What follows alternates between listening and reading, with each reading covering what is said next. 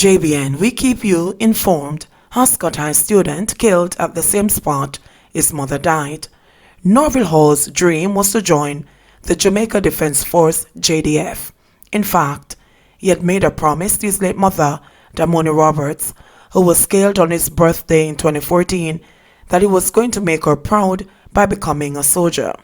He even joined the cadet corps at High High School, where he was a grade 10 student. Unfortunately, the 15-year-old was killed by gunmen in his yard on 2nd Street in Trenchtown last Sunday.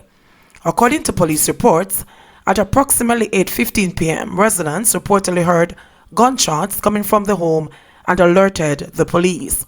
Upon their arrival, the teenager was found suffering from gunshot wounds. He was taken to the hospital where he was pronounced dead. No one has been taken into custody for the incident. A relative of Norville was a picture of grief yesterday at home. A bullet hole in a car and bloodstains on the wall of the house give an idea of what transpired. According to the relative, Norville fell at the exact spot where his mother did when she was stabbed to death years ago. The soldier them just walked past, just a few minutes before them kill him. He was bending over and was fixing the bumper upon the vehicle, and people said them still when the man them walk up and shot him. Him run off, but him get one in him back when him a run and drop at the doorway, the relative said. Norville was pronounced dead at the Kingston Public Hospital minutes later. The relative said that Norville was industrious and independent and was focused on his education and a part-time job. Him wasn't an idler, He's a little youth who never asked me for stuff because him used to do delivery work on the weekends and wash cars and save him money. Him saved $30,000 already and give me and said he was saving to buy his bike, the relative said. High-powered weapons seized in downtown Kingston during police raid. The Darling Street police yesterday seized a high-powered weapon during an operation on Matthews Lane in Kingston.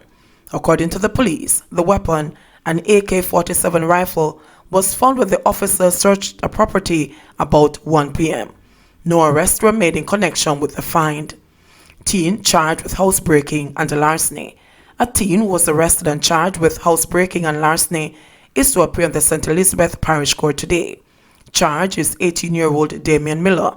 It is alleged that Miller broke into an elderly woman's house in Bellevue District, St. Elizabeth, about 6:30 p.m. on May 11 and stole an undetermined sum of cash and a cellular phone. The police, after launching an investigation, arrested Miller last Thursday and charged him the following day. Gun and ammunition seized in Kingston, man arrested. A man was arrested in connection with the seizure of a gun and 9 rounds of ammunition during a police operation on 4th Street, Kingston on Saturday. The police report that about 11:45 p.m. a team was in the area when a premises was searched. One high-standard .22 revolver along with 9 rounds of ammunition was found on the roof of the house. The man was then taken into custody. Jamaicans to remain on cruise ship till Thursday.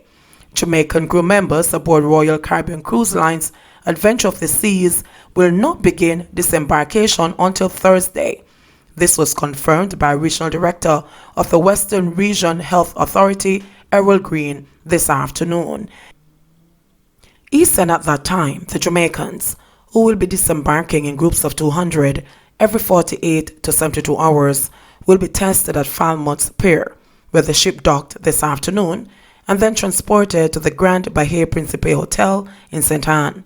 He said that he could not confirm whether or not COVID-19 rapid test kits will be used. Nationals whose results return negative will be allowed to go home and self-quarantine. They will be monitored using geofencing technology through the government's JAM COVID-19 platform.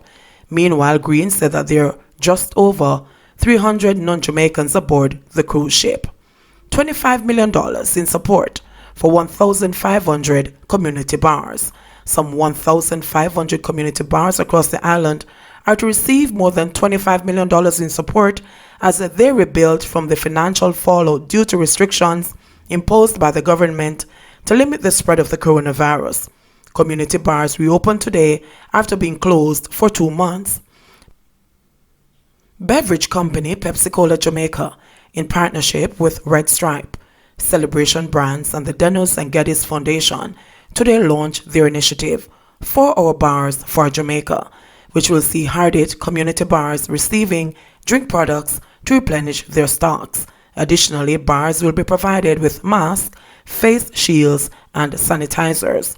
Workers will undergo training in health and sanitation protocols, responsible customer service, to include speed and efficiency in pouring and serving beverage products. Bar owners will also be trained in increasing revenue, profitable cocktail programs, the foundations of profitability, and boosting staff morale. Many of these small and medium-sized businesses have been greatly inconvenienced, and many may otherwise remain closed without such an initiative as this.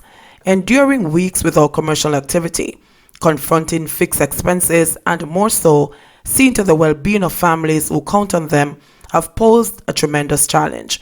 We seek to honor our relationship with these operators who have supported us over the years by giving back in this way, said Alejandro Sarcosa, Pepsi General Manager. Government spends $650,000 to assist Higglers in Annotto Bay, St. Mary. The Ministry of Industry, Commerce, Agriculture and Fisheries has assisted Higglers in Annotto Bay, St. Mary through its buyback program at a cost of $650,000. This was disclosed by Portfolio Minister Audley Shaw during a recent virtual town hall meeting.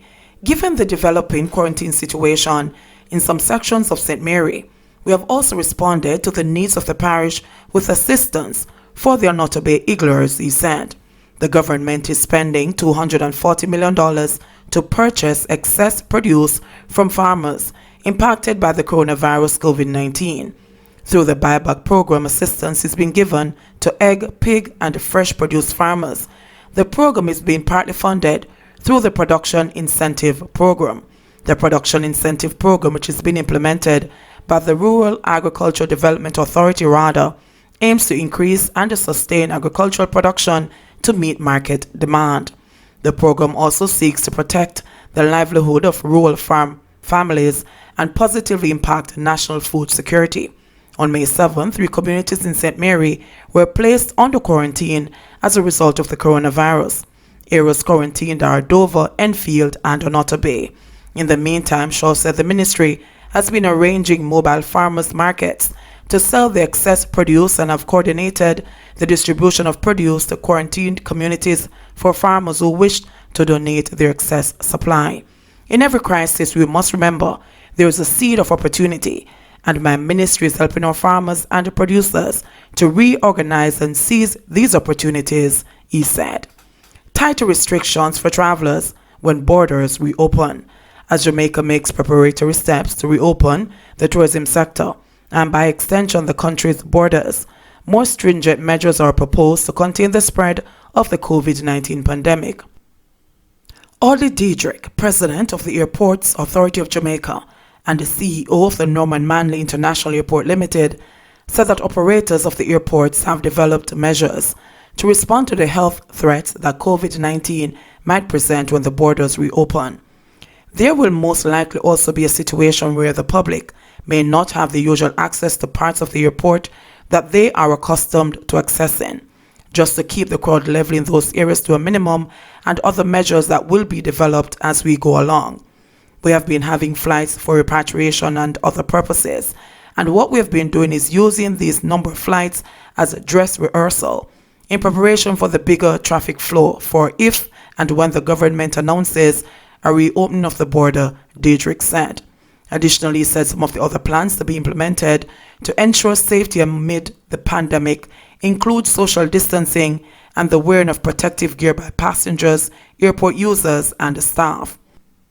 During a virtual press conference, the Health Ministry announced that airline and cruise ship visitors to Jamaica might be required to present medical certificates of a negative COVID-19 test in order to enter the island when the country reopens.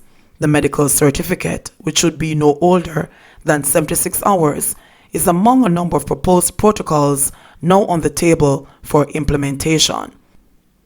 All airline passengers departing Jamaica should also be tested prior to boarding and their temperature checked by thermal scanners. If their temperatures are above normal, they will be denied boarding. Diedrich said that based on the additional verification that would be needed, the processing requirement would necessitate a longer or earlier arrival at the airport for checking and a possible longer processing time when checking out. Shane Monroe, the new head of MBJ Airports Limited, operator of Sangster International Airport, said that additional safety measures would also be introduced at the Montego Bay Airport in anticipation of a reopening of the country's borders. We have increased sanitization, especially in high-touch areas of the airport. We have introduced signage on all our display screens, encouraging best practices, and we will enforce the mandatory use of masks for all airport workers and passengers. JBN, we keep you informed. Please remember, subscribe, like, share, leave us a comment, and click the notification bell to receive our daily news items.